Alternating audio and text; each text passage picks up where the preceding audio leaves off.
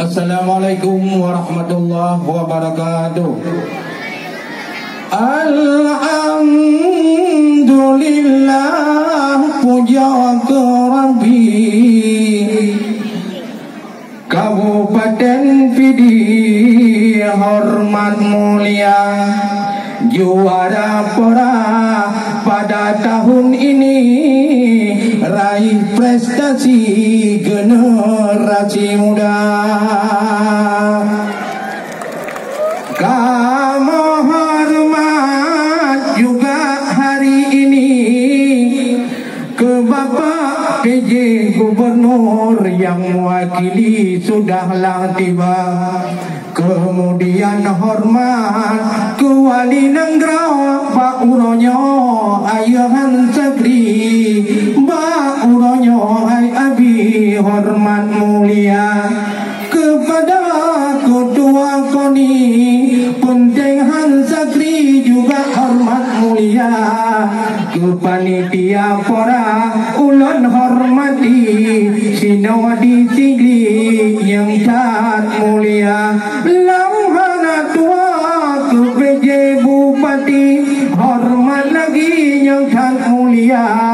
Dan para panitia adik-adik atlet dum generasi muda dan mudi sebagai juara. Salam mulia bak kamu hai adaw sideh di Negara merhum daya 2026 kani bak kamu juara umumnya han mobi ke gajah.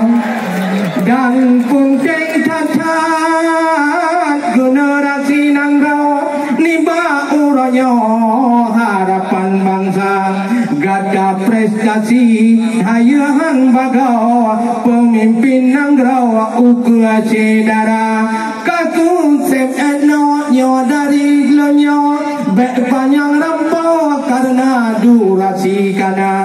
Tapi yang penting hari ini saya putampo ke urang-urang gedanya yang lanjut bahasa Aceh Raya. Ada bapak-bapak sana dan sini, mari kemari kita dukung pora yang di Aceh Tengah, gaya luas atau Tamiang lagi. Kemudian bapak kami di Aceh Tenggara, jangan bapak berkecil hati, juara umum di Sigli jangan mengalir air mata. Tapi semangat pada hari ini, raih prestasi anak muda-muda. Terima kasih ke panitia DPD pada hari ini. Salam mulia, salam dekat ke merhum daya Singo Hai Abi guru di kami sudah menjamu saudara semua. Musim timur tamu pukat, musim barat pula lada. Munyoka sari sapu pakat, lampuh jerat bek ke pegala. Bakmuk yang jerok bek sesaing, saing-saing dengan saudara. Walau tameh surang sari, yang penting dah dukung pora. Assalamualaikum warahmatullahi wabarakatuh. Tadi katanya kalau di tempat beliau juara umum nggak akan diberikan lagi. Wah, luar biasa sekali.